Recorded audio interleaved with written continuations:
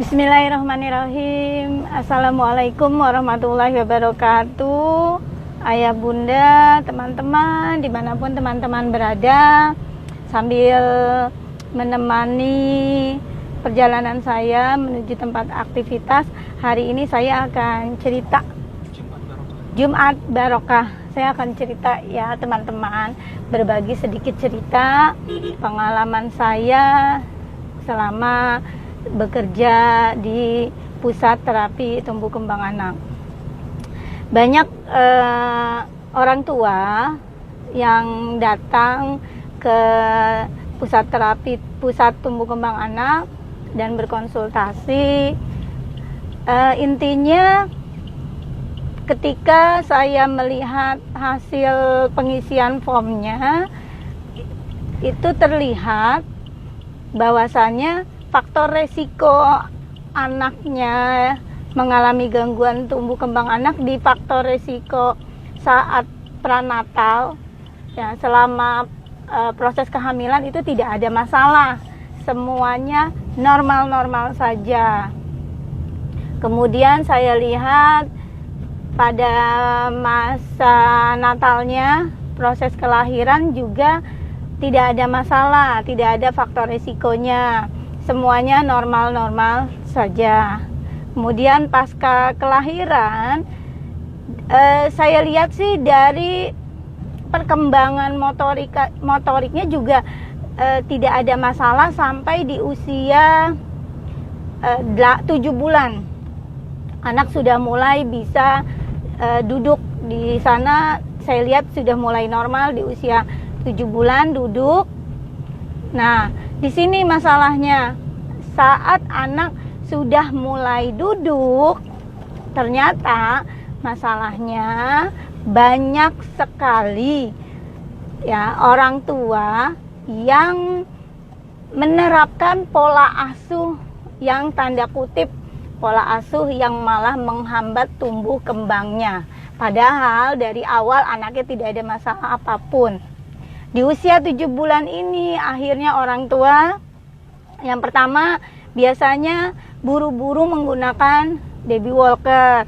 Kemudian yang kedua sudah pakai baby walker plus dikasih gadget, HP atau nonton TV. Nah, biasanya yang paling sering banget itu nonton TV dan penggunaan gadget usia 7 bulan karena anak sudah duduk.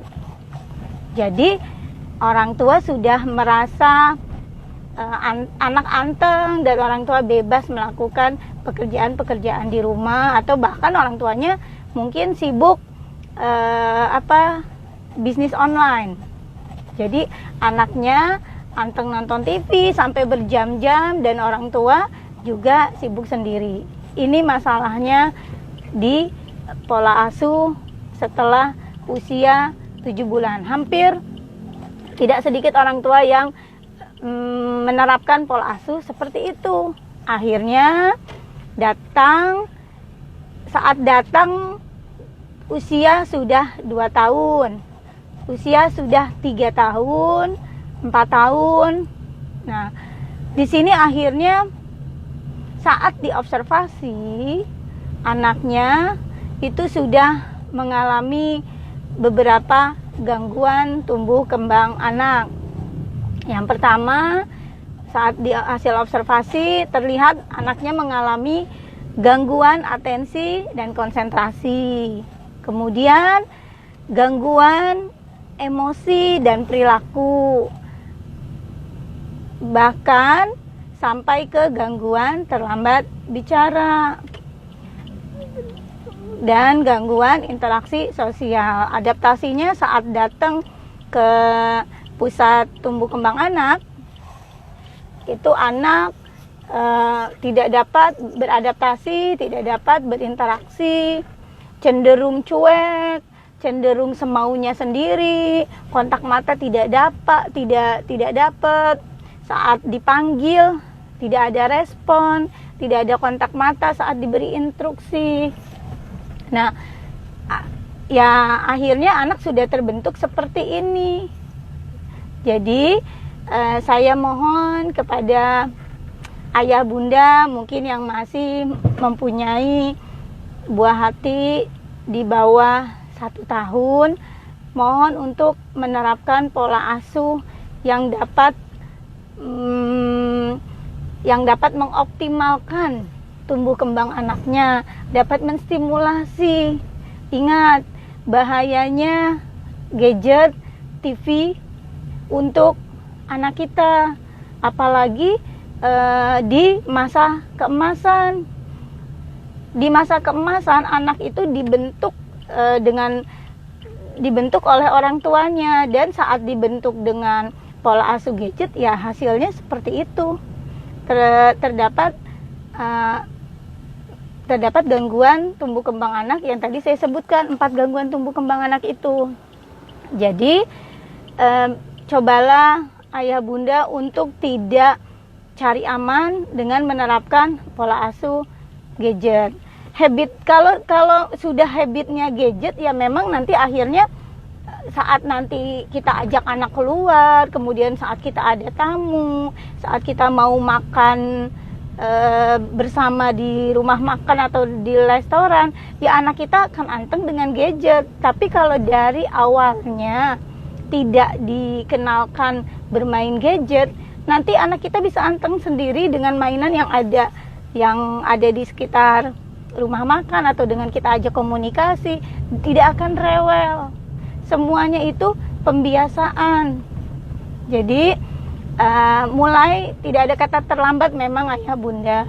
Mulai dari sekarang, stop pola asuh gadgetnya, stop TV-nya.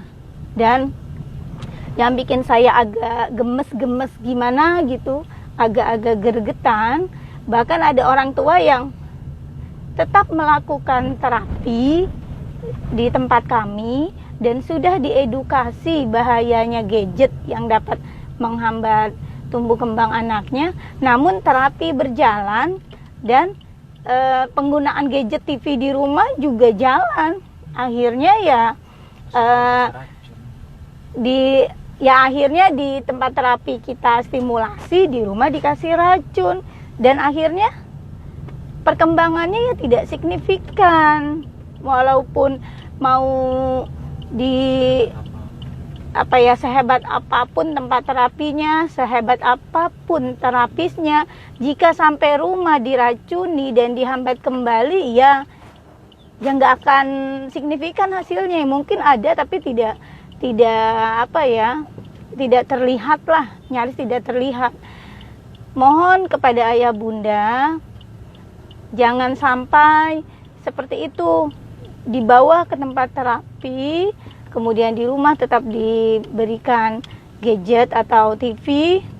Itu sayang waktunya, sayang tenaga, biaya.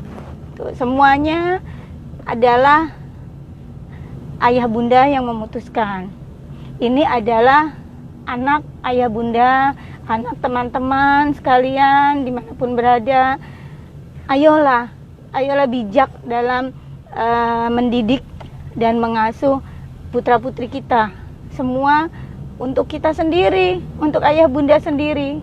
Begitu saja cerita saya hari ini, bunda, ayah, dan teman-teman dimanapun berada. Mohon maaf ya jika selama saya bercerita mungkin ada kata-kata yang kurang berkenan di hati ayah bunda dan teman-teman.